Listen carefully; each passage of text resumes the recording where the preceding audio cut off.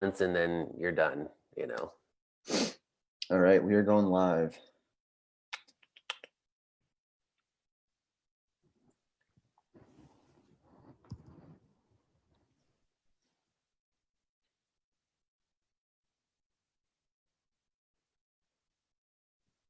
All right, what's going on, guys? This is Chris Parsons. I'm with my co-host JP Flowen, and thanks again for joining us for yet again another episode of Success Agent Podcast. Well, we're going to talk about strategies to help you, the real estate agent, sell more homes while spending less time and money to do so with modern business tactics. You can catch us here live on the Success Agent Podcast Facebook business page. It's kind of a mouthful. Every Wednesday, every week. And you can even catch us on places like iTunes, Spotify, and a few others. You'll find those links just below this video. Now, this month, we've been focusing on the basics of business, such as setting priorities and really outlining your goals into actionable steps. And last week, we talked about keeping your efforts focused by really clearing out your database and really keeping everything clear and concise. Now, today, we're going to be further building off of that by actually talking about ways to increase your database size. And we're going to show you ways to plan ahead your lead gen, plan ahead your nurturing and your follow-up, and really getting the most value out of what you already have. And that's called strategic farming. So JP, we obviously aren't expecting our listeners or our viewers, I guess, depending on which platform, we're not expecting you to go into your garage, grab a rake and a shovel and just go start farming in your backyard. So what do we mean by strategic farming? What does that mean? So basically, strategic farming is, rather than taking, like my entire city is where I'm going to get my business, is basically breaking that down and saying, okay, who is my ideal client? Like, who would I just love to be working with on a regular basis? And who's like, what gives me joy the most on who I like to work with? Do I like to work with buyers? Do I like to work with sellers? Do I like to work with firemen? Do I like to work with the police folks? Do I like to work with, people that work at the hospital? Finding out what that niche is that you really, who your ideal clients are, and then figuring out a strategy to market to them specifically. So the biggest traditional way of doing strategic farming is picking a zip code or a neighborhood, or a particular, area of town that you want to be the expert in. And so then what you do is a lot of folks will door knock, they'll send out flyers, they'll do door hangers, they'll, spend all of their marketing efforts, the majority of those efforts on that specific neighborhood. So when someone thinks of, oh, I need to sell my house. Oh, I think I got a flyer around here somewhere, and they can try to dig it out and be like, that's it. That's the person I want to use. I keep seeing their stuff all the time. Okay. So that's kind of the idea behind, strategic farming. So would you say it's like location based, or can you do niche specific? Like you can go on like LinkedIn, for example, and search. So like my background is nursing. So I could hypothetically niche into like healthcare professionals, right? Yep. That would be a way of doing strategic farming. Correct. Okay. Now, obviously that's gonna be a little bit hard to like geolocate. So you'll be, I guess, more reliant on like technology such as like Facebook and LinkedIn. You can use LinkedIn for lead gen, but it's really, I guess, what makes it strategic is making sure you're actually talking to your audience. So making sure you have that copy down and you know what these people are looking to hear, so you can really, I guess, really like pick at their heartstrings, right? Like figure out what their pain is and keep nipping at it. Yep. So you're the guy that can solve that issue, that specific issue. So a way of doing that would be is like, if you wanted to create a Facebook group of just healthcare professionals that can bounce ideas off of each other. And then a way of doing it really subtly is within your profile picture, just put in there that you're a real estate agent. You can use there's a pic collage is a really good one. You can just put like your branding in there with your face and your profile picture. And then you just go in there and just start rambling about whatever in the healthcare profession. And people will just be like, oh, I saw in your profile picture that you're a real estate agent. And then you open up that conversation without being too salesy. And, and you just constantly just be active in those areas, you know. Mine is a little, my niche for me, if I was going to start a Facebook group would be like musicians, because I was in a band for 7 years, and Oh, nice. but a lot of musicians are broke and they ain't got any money and they just want to try to make it big. And so I don't know how well that would be effective in terms of trying to get them to buy houses. Dude, that's the key, guys. You got to make sure you know your audience. If they're not going to be a good candidate for buying a home, I would probably select a different niche. Just like JP said, if they don't have money, they're not buying a house. That's right. There.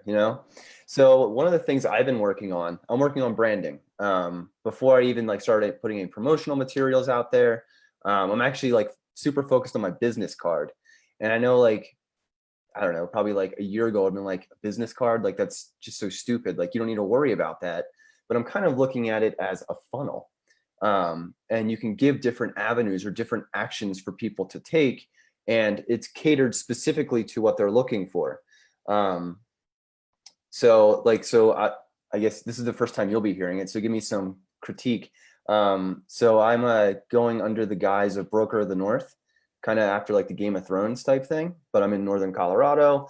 My niche is going to be a younger generation, I guess, millennials and up, and then it'll also help seep into, who's that, Generation Z? Is that after millennials? Generation Z, my kids are Generation Z. Yeah. So my whole goal is to be branded as Broker of the North. And my mom was like, well, who the hell is that? Who's the king of the North? What does that matter? Why are you going after that? And I'm thinking, once they meet me, once I've drawn them into my funnel, into my sphere, and they've met me, I'm just Chris Parsons. I'm not going to be going around oh yeah, I'm Chris, Broker of the North.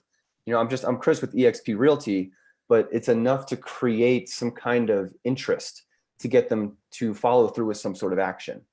And then on my business card, I've been trying to think of ways to make this more than just a piece of paper that's useless. With my picture on it, I look pretty and I have this logo, and I wanted something more than that. So I've included 4 links. One, which you guys can totally take this, it's totally cool. One is a link to my Calendly, so they can schedule for a free coffee. So it's literally so I got the domain, I'm pretty pumped about this, noco.info. So super short, super easy. There you go. Yeah, so it's noco.info/let's grab coffee. Takes them right to a Calendly page. They can literally book a time on my calendar. No threat, they can cancel it if they want to, it doesn't matter. On the back of my card, I was thinking, how can I make this a tool? How can I make this something that they go back to?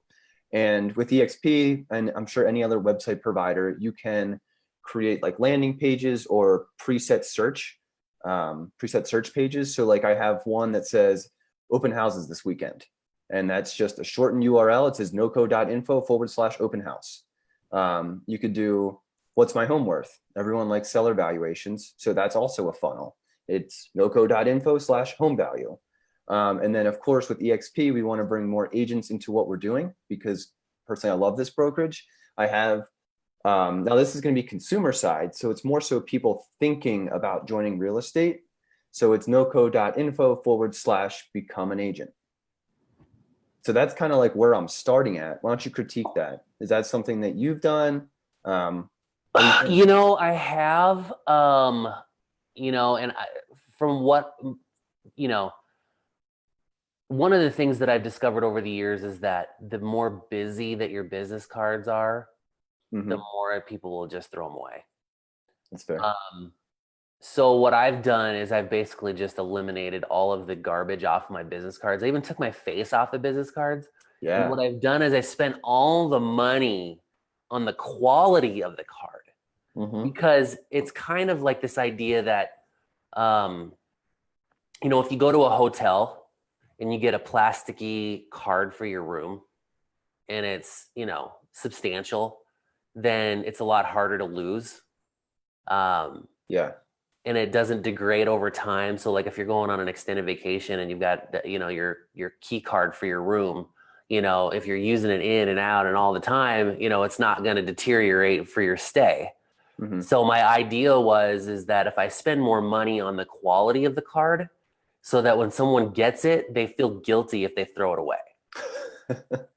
So Okay. like for a while there, people were getting, you could get like really thin, tiny little like metal business cards, Yeah. and people wouldn't throw them away because they're just like, it's kind of This is like they too got to nice. hoard it and put it away, even though they're like, I don't really need this, but it's so cool that I just gotta keep it. Yeah. And then for a while there was wood. You could get wood Mhm. business cards made.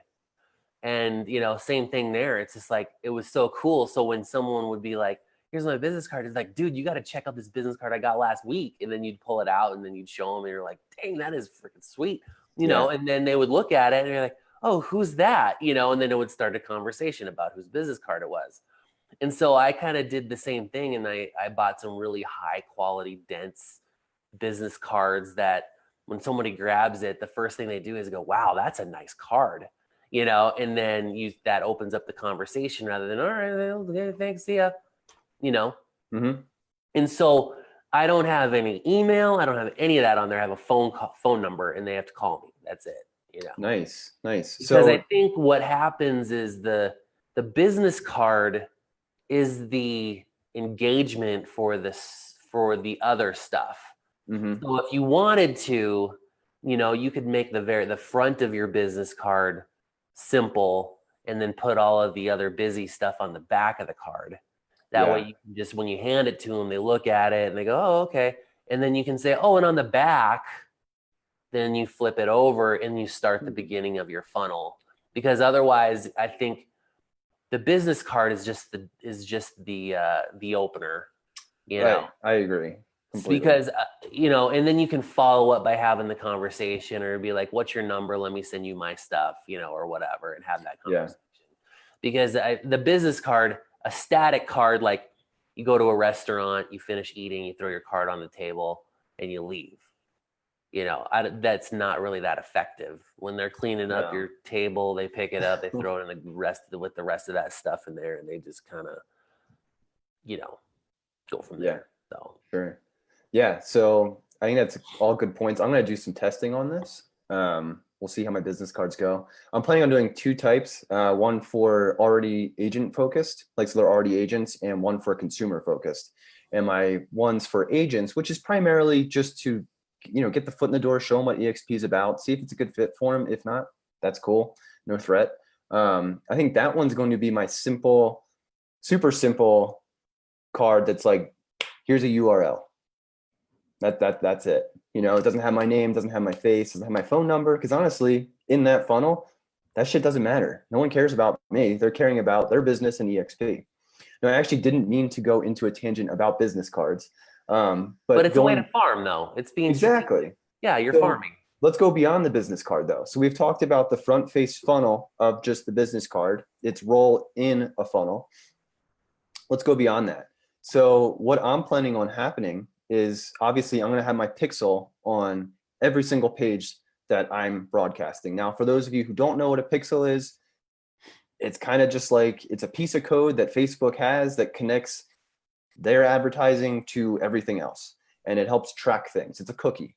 And I'm going to have that pixel placed on all of these pages. So that way, when people visit, like for example, my open house list or whatever, Facebook now knows to target that person with buyer ads or like buyer branding, not so much ads, but buyer branding. Same thing with home value. Going to do the same exact thing with a pixel placement. And then, yeah, obviously any other kind of funnels. So that's kind of how I'm looking at it big picture. And then you can even have like your different technologies, like your different CRMs and whatnot, actually tag those people when they enter the database. So then they can be followed up with a very specific nurture campaign. So now you're talking, we're talking like a front facing business card that just went from here's the static tool that has my phone number and email on it to, hey, you have my business card. I gave you some things to go look at. You did that. Now Facebook is following you, Google's following you, and I'm following you. And you're also getting hit from your inbox, your email, your text messages, your email, possibly even the Facebook Messenger bot, just all fronts.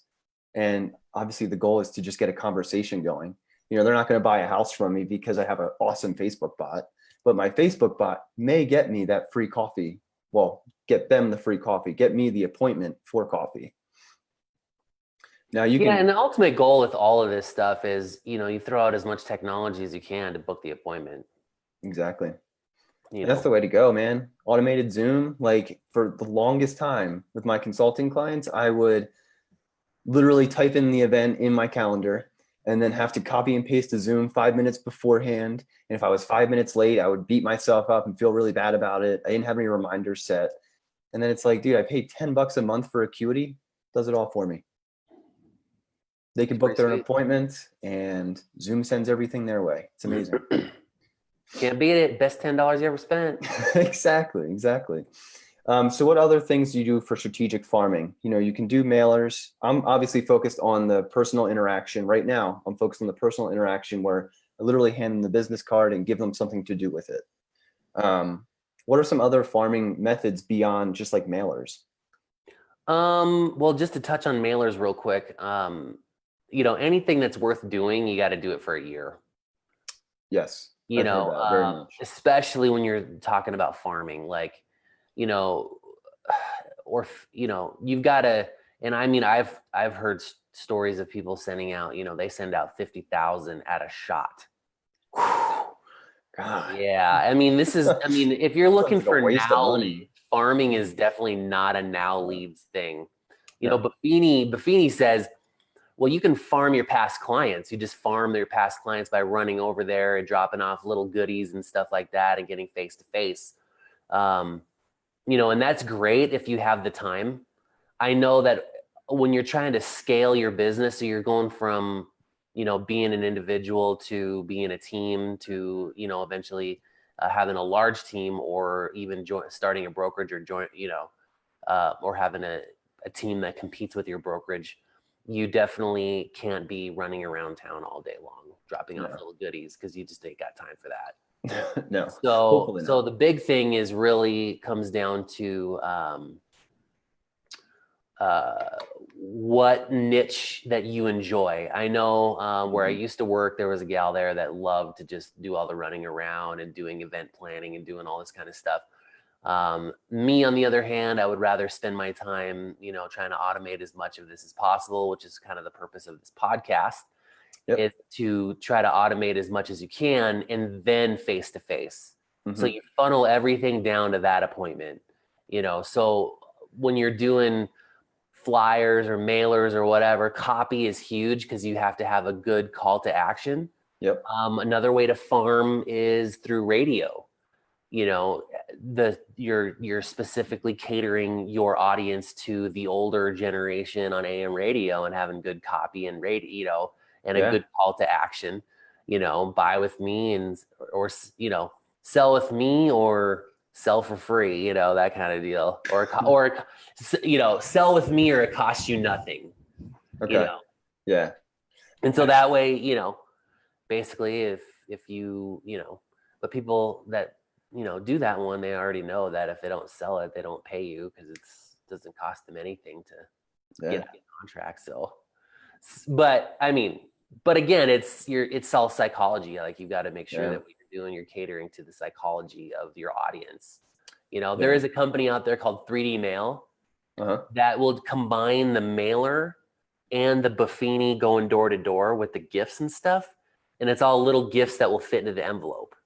Right. Kind of like when the March of Dimes, they would do their thing and there'd be a dime in there. Yeah. So they would do stuff like,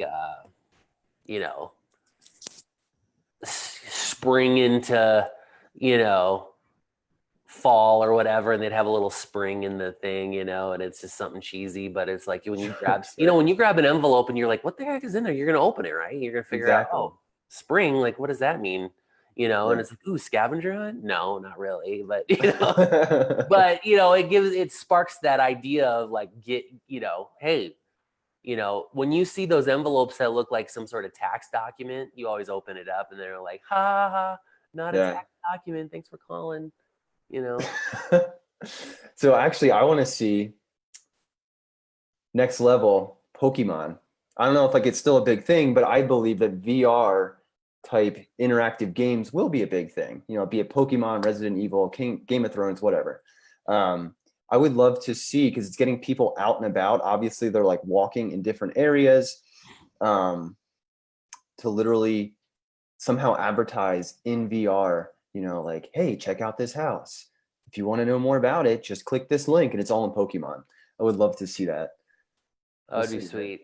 Yeah. Pokemon Goify your Pokemon Goify your real estate. your buyer searches, Yeah, exactly. Get your phone out there and then it'll just, I think what's going to be is the opposite. I think what's going to happen is people are not going to ever leave their houses. They put on a set of VR glasses and they can walk the property. They can, everything.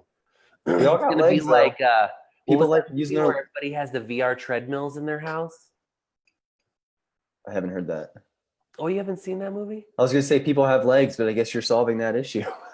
Yeah, no, they I can't remember the name of it. It's a movie that just came out, I don't know, 6 months ago, where people have these like 360 treadmills. Okay. And you literally put the glasses on and it puts you in a whole nother world. And you have a vest that you put on where you can feel things and everything, dude. Dang. And I I think gotta that's see what's this. gonna happen is you're gonna be like, sign up with us and get a free 360 treadmill, and then they're gonna ship it to your house, and then you can't leave because you have the exclusive rights to all the VR material, Uh-huh. and so then you just go on, you have like Google does, where they have somebody that Google Maps everything. You have your own person that'll go and scan every house that's on the market, Yeah. in your area. And that's kind of like Uber. They just go to every house as it gets listed and it's a free service, and they just go in there and scan it for this company.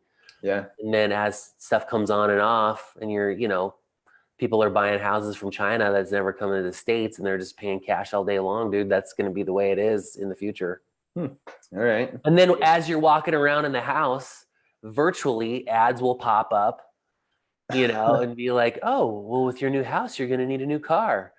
And then, People and will love it. and Amazon will pay for ads and say, oh, and in your bathroom that you're standing in right now virtually, you're going to need some virtual toilet paper too, right? Click this button now and we'll ship you a new, Hillary Clinton toilet paper roll. Wipe yourself with your favorite president. or your least favorite, I think would be. Or whatever. All right, cool, man. So that was kind of fun. I guess we'll see where technology takes us. I still believe that humans will want to be humans and go outside. I don't think that what you're saying is wrong, because VR is pretty badass, but I don't think it's going to be the end all. So I guess we'll have to see in years to come. But know it now on, what is it, January 30th? Yeah, it's January 30th, 2019. We're talking about it. All right, guys, we're going to end it here. Hope you enjoyed our little talks about like business cards and actually just being strategic and planning ahead with what you're going to do. There's no reason to spend all this time getting things set up, but not having an actual plan to really implement it, or what's going to happen after it's been implemented. Without a plan, there's nothing to measure, and without measuring, you can't really improve. So key point, just think about what you're doing with strategic farming. Totally take our ideas. That's what we're here for. So we're just going to end it here. Next week, we're going to be talking about something a little bit different, really about building your team. Specifically, it's going to be social recruiting and team building. And we're just going to kind of talk about different ways that JP has been doing that for his team. He's had a team for how many years now? We've been running a team for about 2.5 years. Okay. So we're going to talk about like the startup portion and really things you could focus on to actually build a great team, not just a collection of people, but actually a cohesive unit. And we're going to be talking about how to do that socially, so it's welcoming and fun and engaging. Until then, feel free to reach out. You can just reach me on the Success Agent Facebook page. Just shoot me a direct message. My email is chris.successagent@gmail.com. And JP, how can they get a hold of you? You can get a hold of me at Weil Homes on Twitter. You can find me on the Titan Real Estate Team page on Facebook, or JP's Real Estate page. You can call me 307-772-1184 or send me a text. And I'm giving away 30-minute free coaching calls for those that are interested in taking their businesses to the next level. Also, you can just email me at james.fluellen@gmail.com. Or if none of those work for you, You can always go to Google and type in JP Fluellen. I think I'm one of 2 in the whole United States of America. So if you're not looking, you're not finding me. So yeah. So I'm everywhere on social. I'm on Insta. I'm on all those. I don't snap because I'm too old for that. But outside of that, I'm on everything else. So Dude, age is a mindset. You're not too old true. for that. We're talking about True. Pokemon Go. Come on. This is true. True. Gotta Cool, catch guys. them all, you know? Yeah, exactly. Also, so as I kind of mentioned before, we are on multiple platforms. So, if you can't catch us live, of course, you can just catch us on the Facebook page. But if you want a little bit more, you just want the audio, you don't want to see our beautiful faces, you can catch us on iTunes, Spotify, Stitcher, Anchor, soon to be more. Just scroll down to the bottom of this. That's basically where it all is. And if you guys end up checking that out, please give us a rating. 5 stars if you really like it. And if there are things that you think we can improve, please let us know as well, because we're not just doing this for us. We're doing this for you. Until then, I'll talk to you later, man. All right, man. Deuces. See ya.